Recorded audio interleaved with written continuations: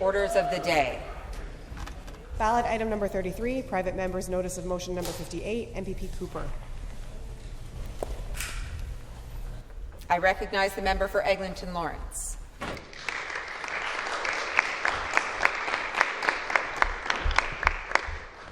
So I move that in the opinion of the House, the Government of Ontario should establish a special prosecution unit for hate crimes. MPP Cooper has moved private member's notice of motion number 58. Pursuant to Standing Order 100, the member has 12 minutes for her presentation. Speaker, Ontario is strong because of its people. It thrives because of its diversity, because of the countless cultures, religions, languages, and traditions that come together to form one province. What makes Ontario exceptional is not that we are all the same, but that we have chosen, generation after generation, to live side by side with mutual respect, dignity, and a shared commitment to opportunity. That is the promise of Ontario. But hate threatens that promise.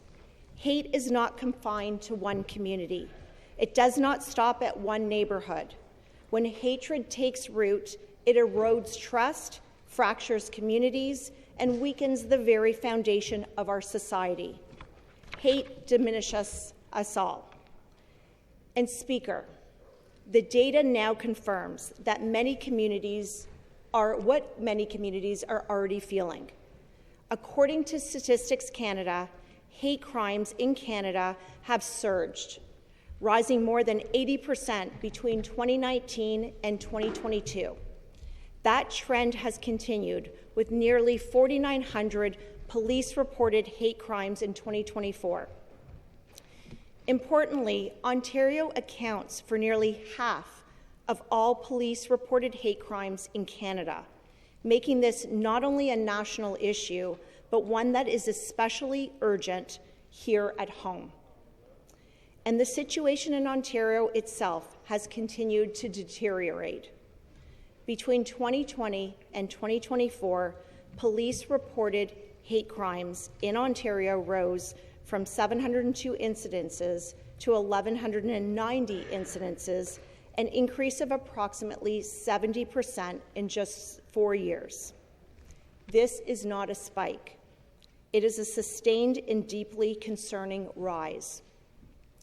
But within that broader increase, one reality stands out clearly and consistently: the disproportionate targeting of Jewish Canadians.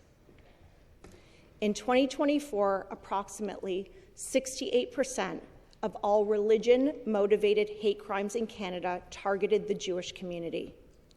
Nearly 7 in 10. Jewish Canadians make up less than 1% of the population, yet remain the most targeted religious group year after year.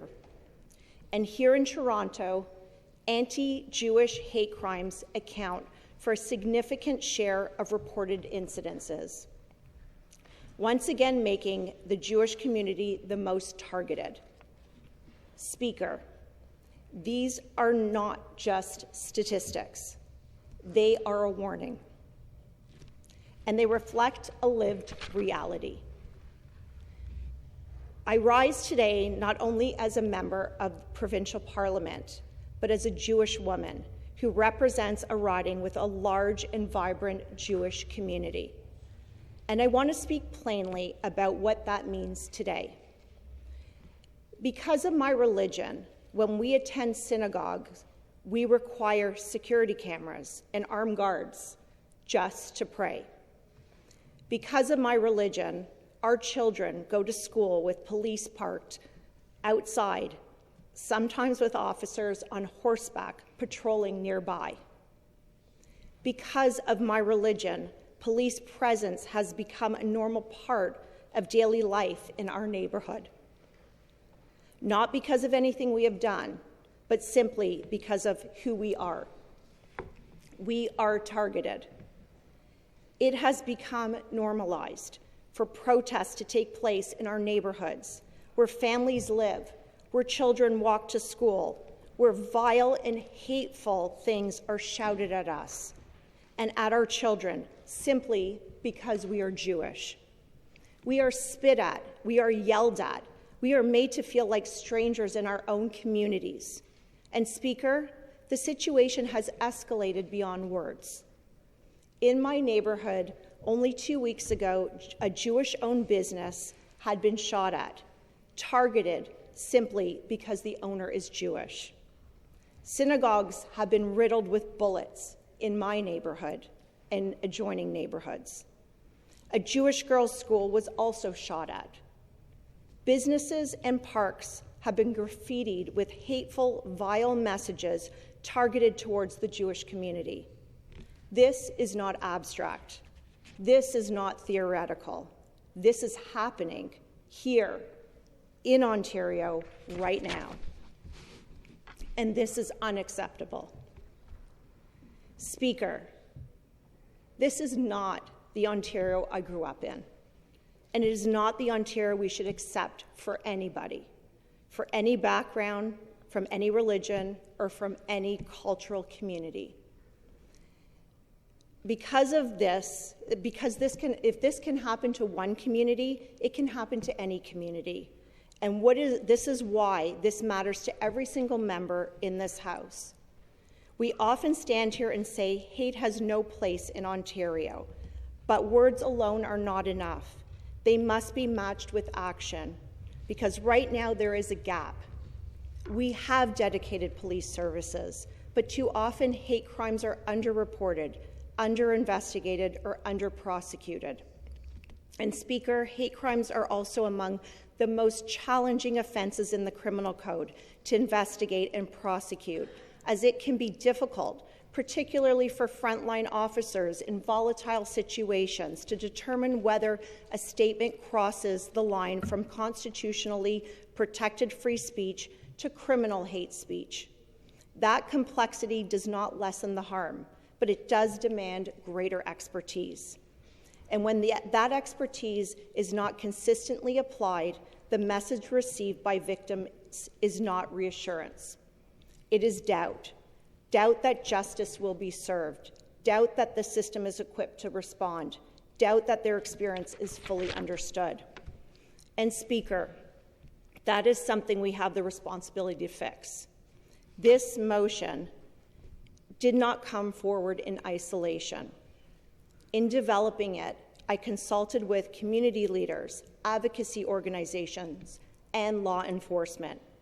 I spoke with those supporting victims, those tracking hate incidences, and those responsible for investigating them. And what I heard was consistent and clear. We need dedicated coordination. We need dedicated specialized expertise. And we need to ensure that hate crimes are not only investigated, but effectively prosecuted, because these cases are different. They are often more complex. They require a deeper understanding of motive, context, and community impact, and they demand consistency in how they are handled. Without that, outcomes can vary, and confidence in the system erodes. That is why I am introducing this private member's motion calling on the Government of Ontario to establish a specialized hate crime Crown Prosecution Unit. A unit that would bring together dedicated, experienced Crown prosecutors with focused expertise in hate-motivated offences. A unit that would ensure consistency across jurisdictions. A unit that would strengthen coordination with police and better support victims through the process. With a dedicated Crown structure and directing these cases to prosecutors with hate crime expertise, we ensure more intensive Crown police partnerships, stronger prosecutions, better outcomes, and enhanced support for victims and communities. The creation of this hate crime Crown Prosecution Unit reinforces this commitment and positions Ontario as a national leader in combating hate-motivated offences. And it sends a clear message that in Ontario, hate crimes will be taken seriously at every stage of the justice system. This is not about symbolism. Other jurisdictions have recognized that specialization improves outcomes, particularly in complex cases with broader societal impact. And hate crimes are exactly that. A dedicated unit would strengthen prosecutions, it would build trust with affected communities, and it would reinforce the principle that justice must not only exist, but be seen to be working. And most importantly, it will bring the perpetrator to justice and make our streets safe for all communities across Ontario. Speaker, this motion is not about one community. It is about all communities. It's about ensuring that every person in Ontario, regardless of their religion, race, or identity, can live openly and safely. It is about ensuring that when someone is targeted because of who they are, they know their government stands with them, not just in words, but in action. And it is about reaffirming what Ontario stands for, a place where diversity is strength, a place where people are free to be who they are, a place where hate is not ignored, but confronted. Speaker, I do not want any children to grow up thinking it is normal to need armed guards to go to school or pray. I do not want any parent to have to explain to their child why they're being targeted for who they are. No community should feel alone in facing hate. We have a responsibility in this House to act, to close the gaps, to strengthen our systems, and to ensure that the values we speak about are reflected in the lived reality of the people we serve. This motion is a step forward. It is practical, it is achievable, and it is necessary. I urge all members of this House on all sides to support it, because standing against hate should never be partisan. It should be a shared commitment, a shared responsibility, and a shared promise to the people of Ontario. Thank you.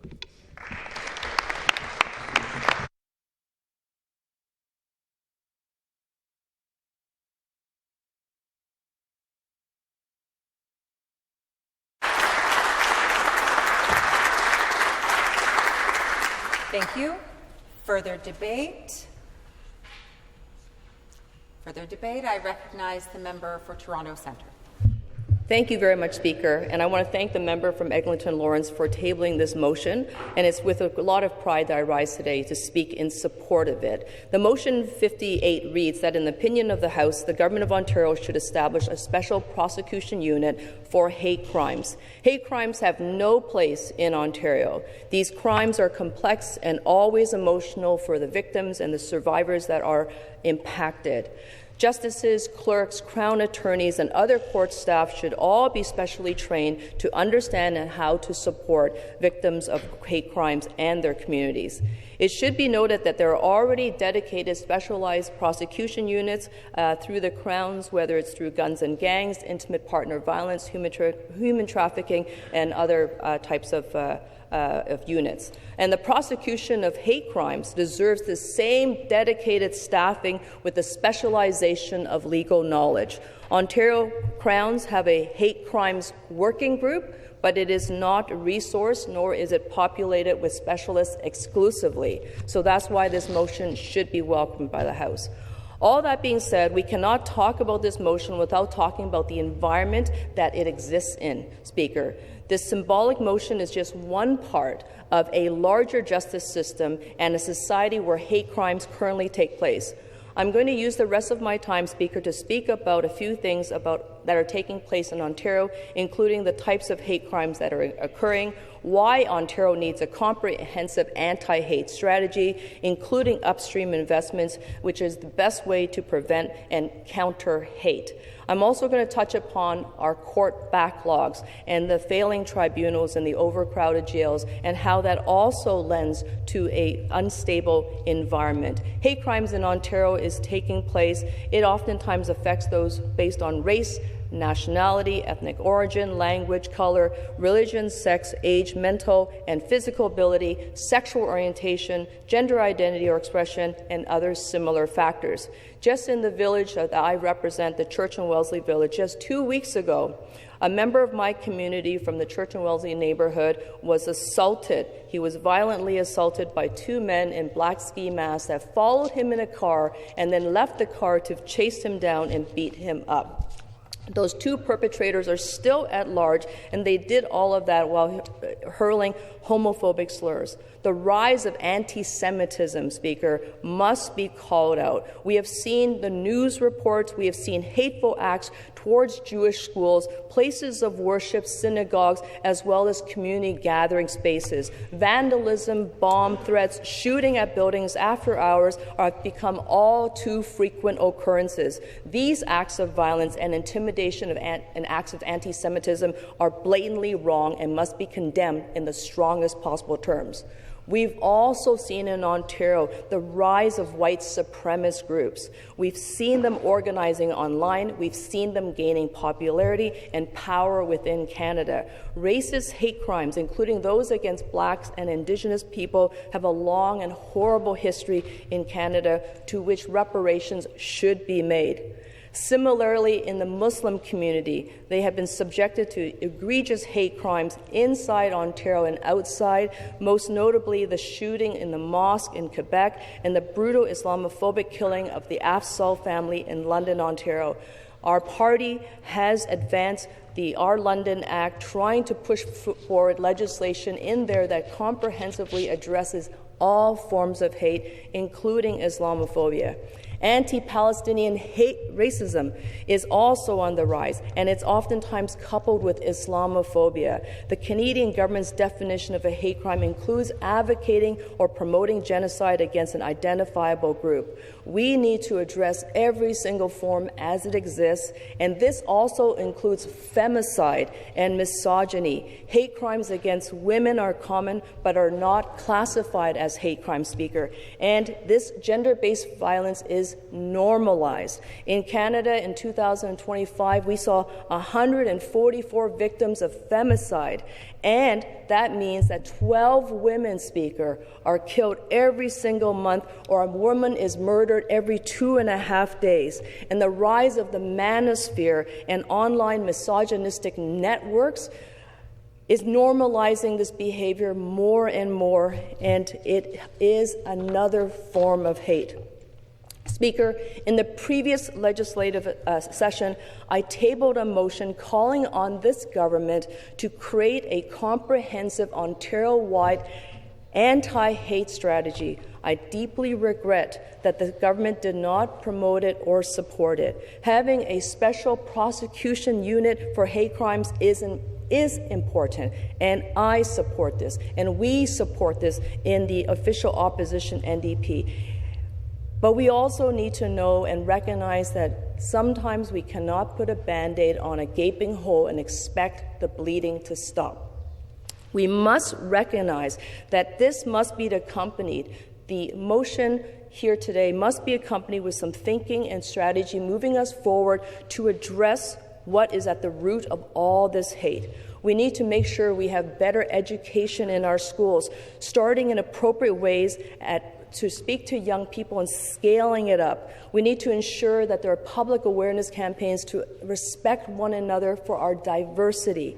We need to be able to enable workplace training that is mandatory, that is going to be embraced and not seen as an inconvenience. We need to promote diverse characters in all forms of popular media. We need to support equity-seeking groups when they seek positions of leadership. We need to create opportunities for every single beautiful, diverse community in Ontario so that we understand and share in that uniqueness and recognize that it should all be celebrated and that everybody in Ontario should have a right to feel safe and a sense of belonging. Empathy-based educational interventions for young people are proven to reduce aggression and increase openness to people who are different. I heard this time and time again during the Standing Committee on Justice Policy as we studied intimate partner violence. Additionally, growing up in a community that is caring, where there is enough food, or young children are being raised in a stable environment by caring adults, responsive health care, educational opportunities, also make people feel valued and safe. And then they, in turn, perpetuate that in their actions, and they're less likely to become radicalized and extreme. By creating these stable, caring communities, it is one of the best ways that we can reduce all forms of crime, including hate crime. Speaker, I want to speak about our backlog courts, because the specialized prosecution unit will be operating within that context. Just like the upstream prevention I spoke about, without functioning courts, tribunals, or correctional institutions, a special prosecution unit for hate crimes is a sliver of the solution. It's symbolic and non-binding, but it is the step in the right direction. Other movements and actions that will take us to a further step in the right direction would include the fact that special prosecution units won't be very effective unless the courts are well run and managed. And that means that we must do everything we can to clear the historic high backlog that currently exists in Ontario, something that does not happen in the province of BC, despite the fact that they already have a dedicated special prosecution unit.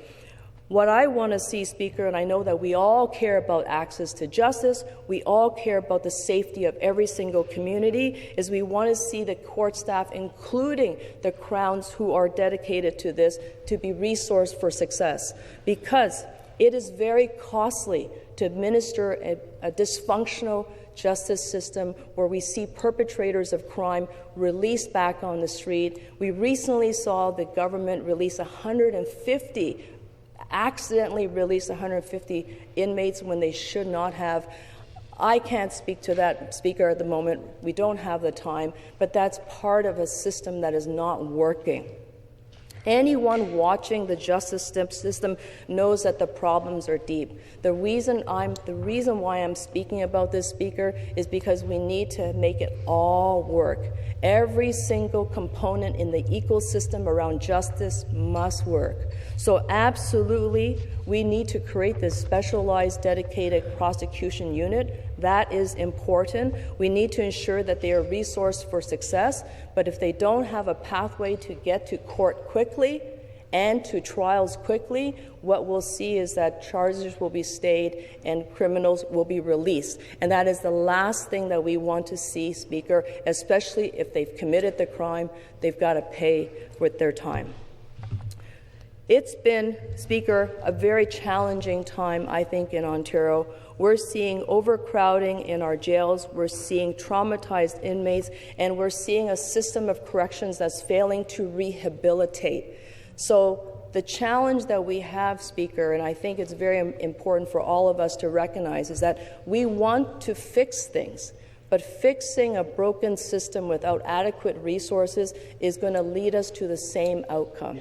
And that means that the courts, as it stands right now, huge dysfunction. I cannot stress this more. If we have a specialized prosecution unit, that's fantastic. But if the courts don't work, Speaker, and right now they don't, we have the longest wait time in the country bringing a case to trial, it all falls apart. That means the good work from the member of Eglinton Lawrence is not seen to fruition. It means that the police who've investigated and who've actually collected enough evidence to consult with the Crown to determine that there's enough there to charge, it all falls apart. And then we're back at square one. Speaker, I can't think of anything more important than combating hate in Ontario. It's something that we all need to recognize that we all have a role in. And to the communities who have been affected, every single one of you, every single one of us who's been impacted, I think this is a job for all of us. And I'm so proud to speak in support of this motion. I'm proud to work with this member to ensure that this motion gets passed, and I'm also proud to work with this member to ensure that we can fix our justice system together. Thank you very much, Speaker.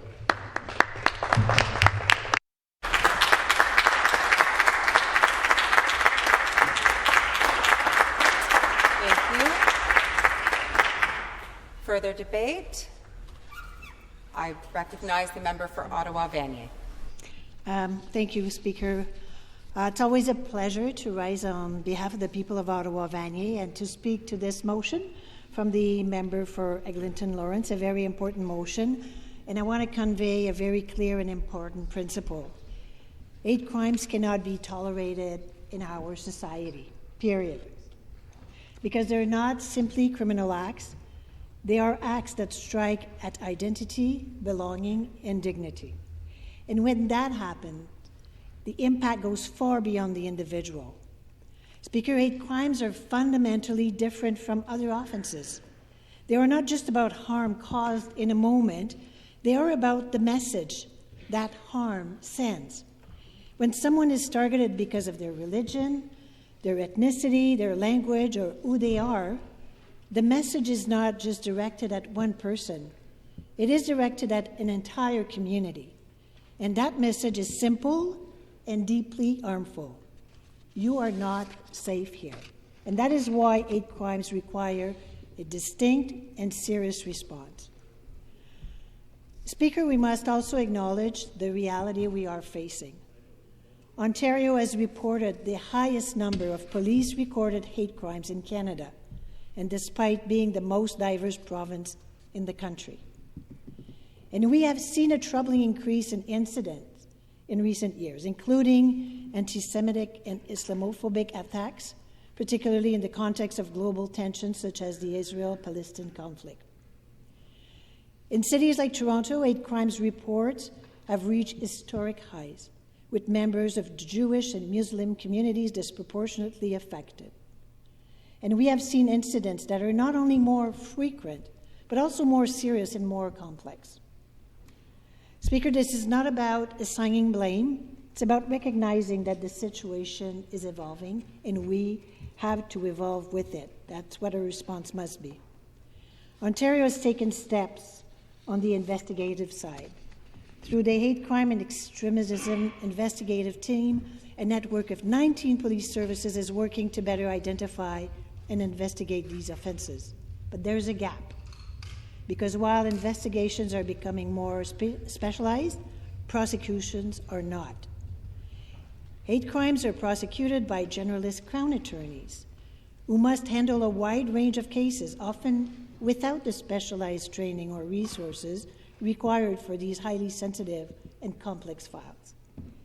And these cases are not simple. They often involve proving motivation, navigating community impacts, and addressing broader social and political contexts.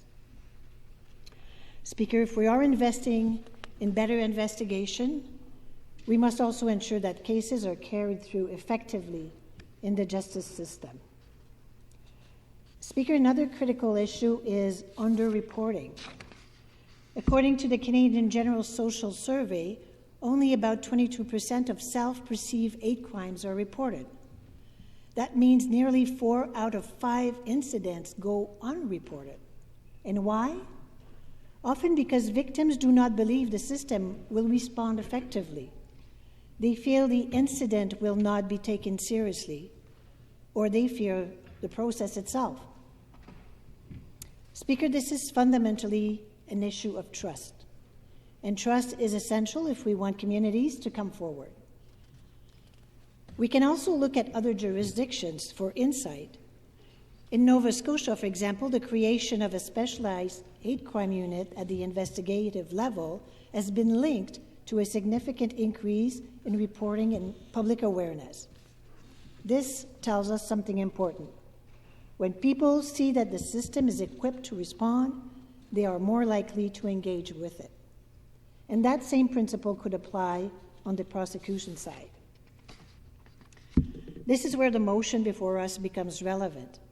A specialized prosecution unit would not only handle complex cases, it could also develop expertise in hate-motivated offenses, support and train other Crown attorneys, ensure consistency in how these cases are treated, and strengthen collaboration with police and communities.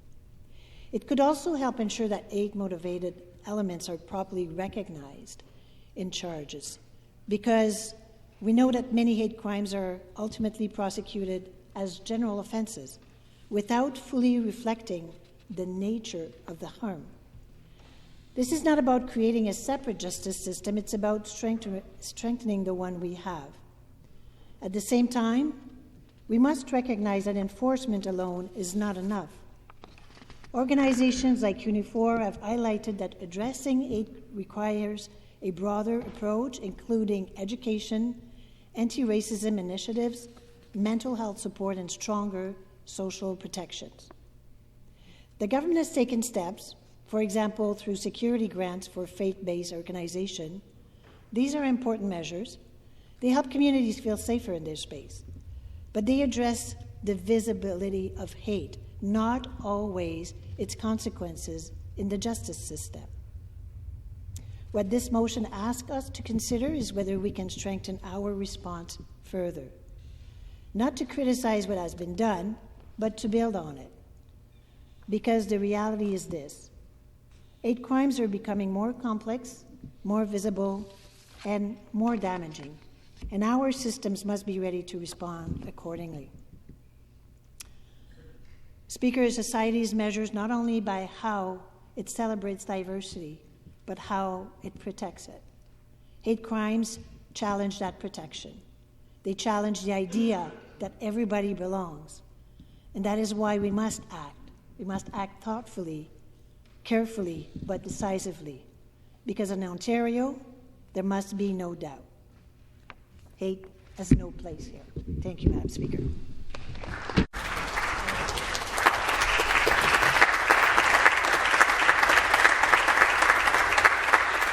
Thank you.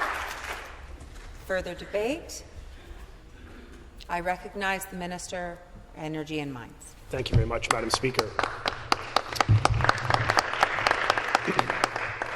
Madam Speaker, when did we become a nation where we have normalized girls' elementary schools being shot at? When did this become acceptable for Canadians, where it happens on a quarterly basis in the nation? When did this become normal for a religious institution protected under the Charter and the Constitution being shot at, often in the light of day, an act of intimidation designed to make people feel othered and unsafe in a place of worship? When did it become normal for a student at a university to be spat on and yelled at to, quote, go back to Poland? People born in this country, not that that is germane to the subject for any citizen, born here or naturalized or otherwise. When did that become normal? And this is the disturbing story that afflicts many communities.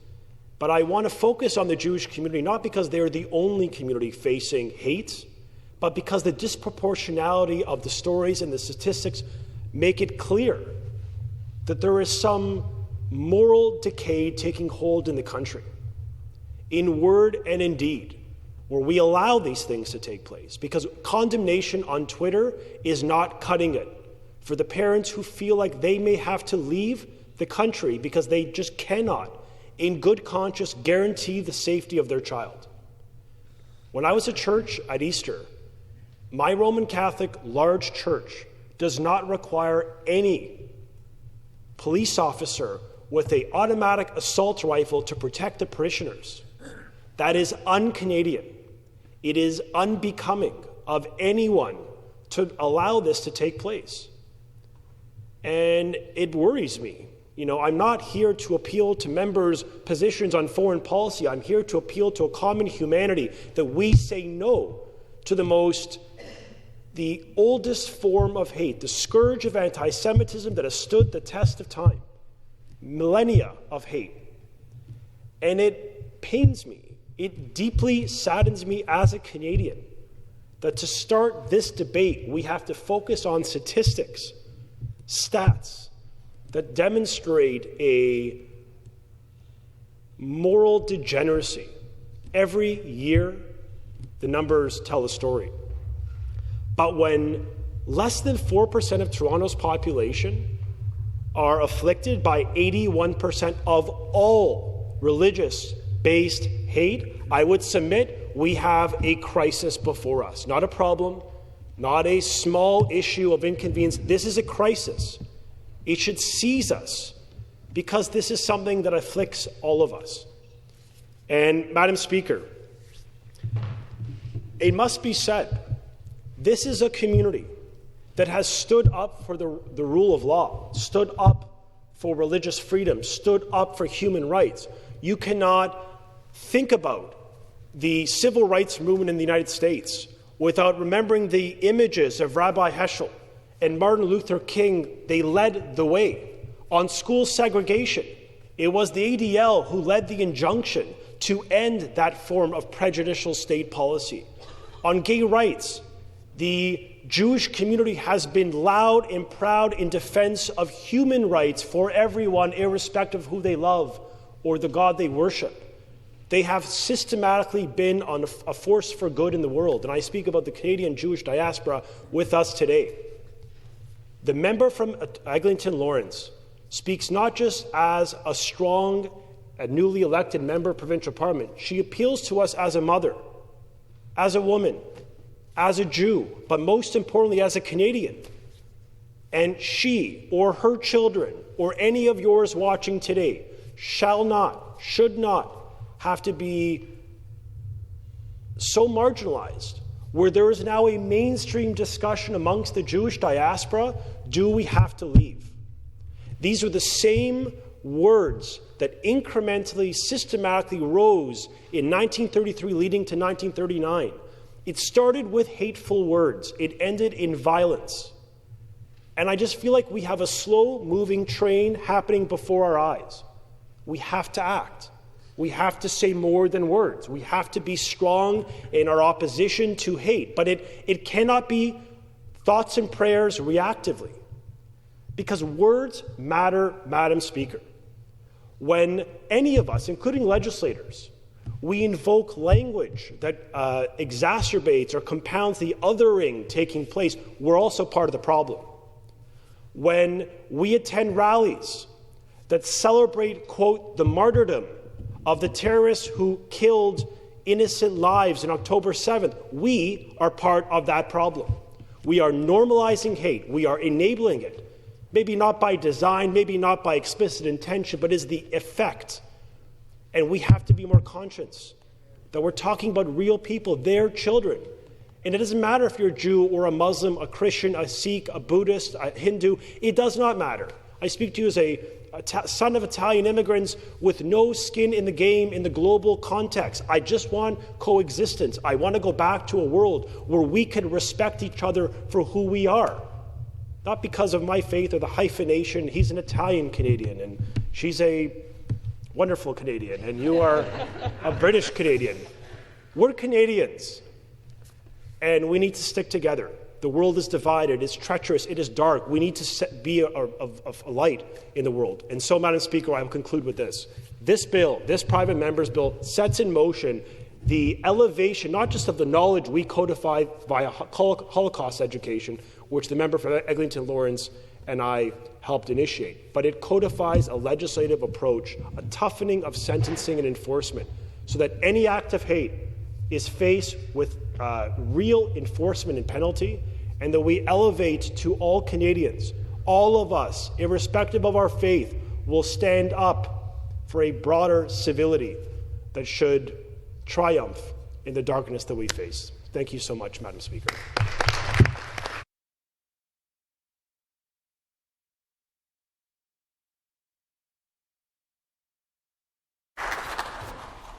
Thank you. Further debate?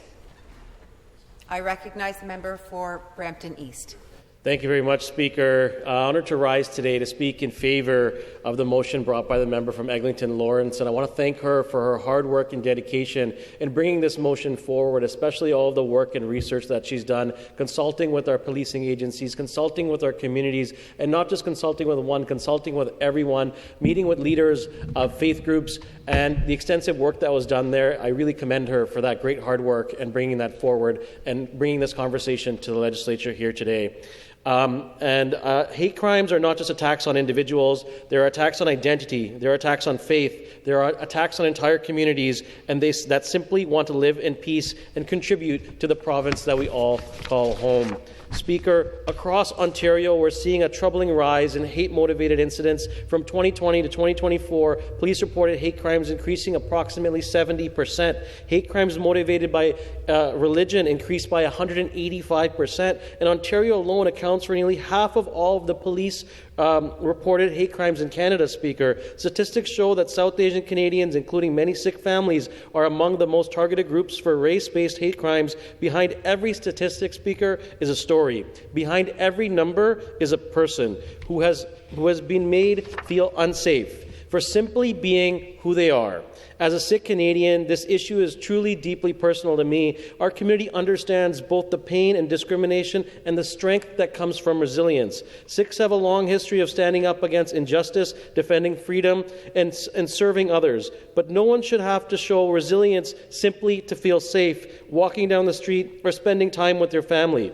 Recently, while in Muskoka, Speaker, I experienced firsthand the kind of hate that too many Canadians continue to face, whether that may have been a simple family moment for me and my family at that time, but it became a reminder that there are still those who judge others based on appearance, faith, or background, Speaker. Moments like that stay with you, not because they weaken you, because they remind you why this work matters. They remind you there are families across Ontario who continue to face similar experiences, families that worry about their safety, and parents who worry about the environment their children are growing up in. Despite these challenges, these communities continue to show incredible strength. They continue to contribute, they continue to build, they continue to serve, and they continue to uplift others, Speaker. That resilience is something we should honor, but resilience is not enough. As legislatures, Speaker, we have the responsibility to ensure that every Ontarian feels safe, protected, supported by the justice system, Speaker. Hate crimes are complex.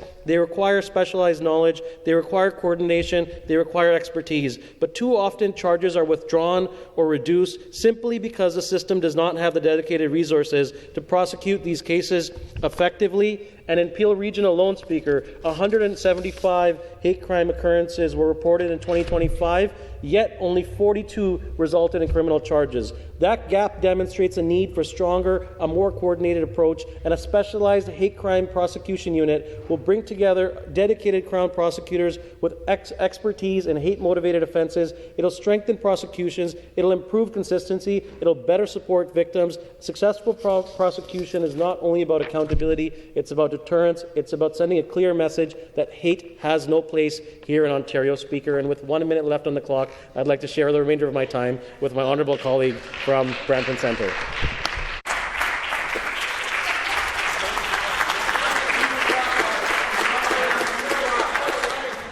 Thank you. Further debate? I recognize the Associate Minister of Women's Social and Economic Opportunity. Thank you, Madam Speaker. Now, before I begin, I want to be clear about the perspective for which I rise today. I rise as the first Black woman elected to Brampton City Council, and one of the first Black members of provincial parliament, and the first Black minister in a progressive Conservative government. Thank you. I speak today with both pride and responsibility. Pride in the progress that we have made, and responsibility to be honest about the challenges that remain.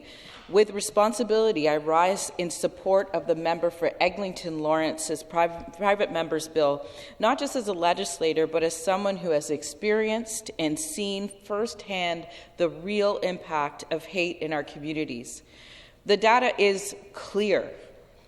Black Ontarians are the most frequently targeted racial group for hate crimes in this province. Anti-Black hate is most concentrated in cities like Peel, Toronto, Ottawa, Hamilton, and Waterloo region, where police report sharp year-over-year increases. And because fewer than 1 in 5 incidents are ever reported, the real impact... Thank you, Minister. I'm sorry, very sorry to have to cut you off.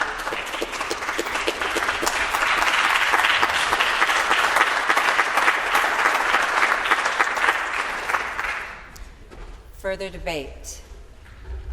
Speaker, sorry. The Liberals have time. Okay. Further debate. The member has 2 minutes to reply. I now return to the member for Eglinton Lawrence. Thank you, Speaker. I want to begin by sincerely thanking all members in this House for their thoughtful, heartfelt, strong remarks today. This is a deeply personal issue. It affects everybody. I just also want to thank everybody that is here today. Really, I've had the opportunity to consult with so many people to bring this motion forward, as well as those who provided strong letters of support. I thank you. Your engagement from everybody in the community has strengthened this proposal and reflects a shared commitment to safety and justice. I need to give a shout out to Toronto Police Services, York Regional Police Service, Peel Regional Police Services, Victim Services Toronto, as well as the Police Association of Ontario for all consulting and supporting this. I also want to acknowledge the many community organizations that have been consistent voices calling on stronger action and better coordination for addressing hate motivation crime, including CJA, B'nai B'rith, Friends of Simon Wiesenthal, CJPAC, UJA Federation of Greater Toronto, Alliance of Canadians Combating Anti-Semitism, support letters from Roots Community Services, Ontario Gurdwara's Committee, and the Hindu Federation of Canada, and many others who have stood firmly against hate in all forms. To my husband, Josh, my family, my friends, and community leaders, thank you for your unwavering support. Sorry.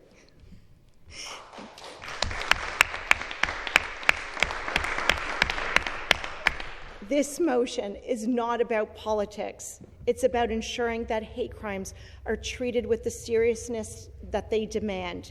The victims are supported and the prosecutions are consistent, specialized, and effective. In closing, I ask all members to support this motion so that Ontario can lead with clarity, courage, and conviction in the face of rising anti-Semitism. Thank you. Thank you.